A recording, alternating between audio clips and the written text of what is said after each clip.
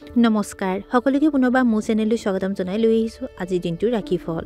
আজি হৈছে 12 ডিচেম্বৰ 2024 অসমীয়া 26 আঘোণ বৃহস্পতিবাৰ। আজি সূৰ্যোদয় সময় পুৱা 5:51 আৰু সূৰ্যাস্তৰ সময় 4:17।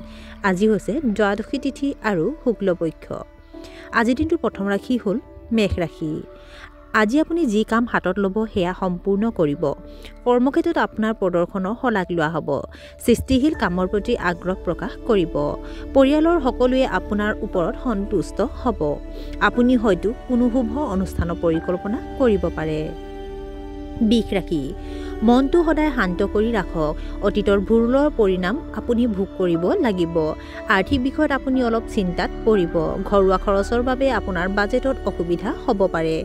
স্বাৰ্থপৰ মানুহে আপোনাৰ লগত যোগাযোগ কৰিব। সেইবাবে ভালদৰে চিন্তা কৰাৰ পিছতহে আপোনাৰ চিন্তাবোৰ মানুহৰ লগত শ্বেয়াৰ কৰক। মিথুন ৰাশি। আজিৰ দিনটোৰ আৰম্ভণি হ'ব কিছু আনন্দদায়ক খবৰেৰে। আপুনি আশা কৰাতকৈ ব্যৱসায়ত অধিক টকা উপাৰ্জন কৰিব। আপোনাৰ প্ৰেমৰ সম্পৰ্কক আপুনি যথেষ্ট সময় দিব। আপোনাৰ কামৰ মানদণ্ড বৃদ্ধি পাব। প্ৰেমৰ সংগীৰ সৈতে হোৱা মতানৈক্যৰ সমাধান হ'ব। ভুল কামত সময় নষ্ট নকৰিব। কৰ্কট ৰাশি। নিজৰ কামৰ প্ৰতি নিষ্ঠাৱান হওক। মনত সন্তুষ্টিৰ ভাৱ এটা আহিব। ব্যৱসায়ত ডাঙৰ অৰ্ডাৰ পাব পাৰে। চৰকাৰী কৰ্মচাৰীয়ে কামৰ প্ৰতি আগ্ৰহী নহ'ব। ৰোগ প্ৰতিৰোধ ক্ষমতা কম হোৱাৰ বাবে আপুনি ঋতুভিত্তিক ৰোগত আক্ৰান্ত হ'ব পাৰে। সিংহ ৰাশি। আপোনাৰ কঠোৰ পৰিশ্ৰমৰ ফলত ফলপ্ৰসূ ফলাফল পোৱা যাব। ধৰ্মীয় কাম কাজত আপুনি বিৰক্ত অনুভৱ কৰিব। দেউতাকৰ কোনো এটা সিদ্ধান্তত আপুনি বেয়া পাব পাৰে। অপ্ৰয়োজনীয় কামত বেছি গুৰুত্ব নিদিব। আপোনাৰ সহকৰ্মীসকলে আপোনাক বহুত সহায় কৰিব। ব্যৱসায়ত আপুনি হঠাৎ আৰ্থিক ক্ষতিৰ সন্মুখীন হ'ব পাৰে। কন্যা ৰাশি। টকাৰ অভাৱ অনুভৱ কৰিব। আপোনাৰ সন্মান কমি যাব পাৰে।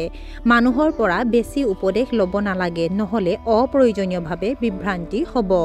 মহিলাসকলে নিজৰ আচৰণ সংযত কৰি ৰাখিব লাগে।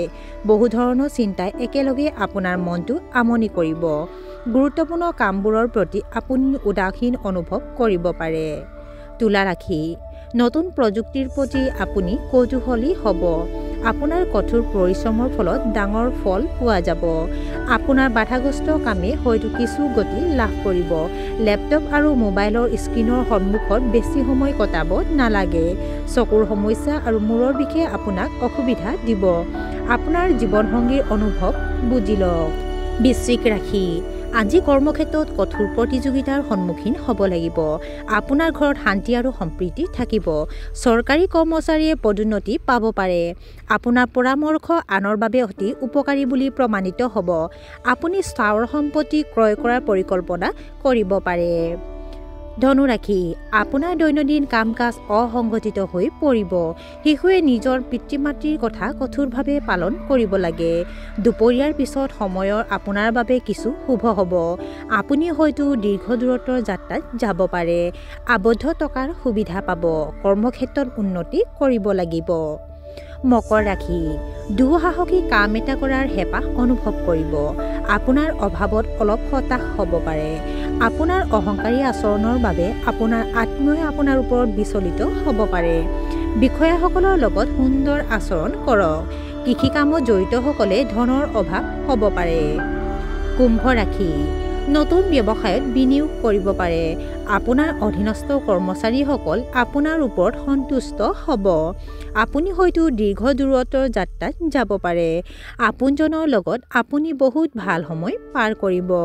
সংবাদ মাধ্যম আৰু প্ৰশাসন গোটৰ সৈতে জড়িতসকলে আৰ্থিক সুবিধা লাভ কৰিব। আৰু আজিৰ দিনটোৰ শেষৰ ৰাশিটো হ'ল মীন ৰাশি। আপুনি মানুহৰ বাবে প্ৰেৰণা হৈ পৰিব।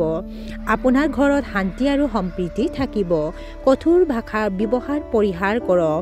বিবাহ বহিৰ্ভূত সম্পৰ্কৰ পৰা আঁতৰি থাকক। খং নিয়ন্ত্ৰণ কৰক। কঠিন সিদ্ধান্ত ল'ব লাগিব। আৰু আজিৰ দিনটোৰ ৰাশিফল ইমানতে অন্ত পৰিছে। আশা কৰোঁ আপোনালোক প্ৰত্যেকৰে আজিৰ দিনটো সুন্দৰ হওক। ধন্যবাদ।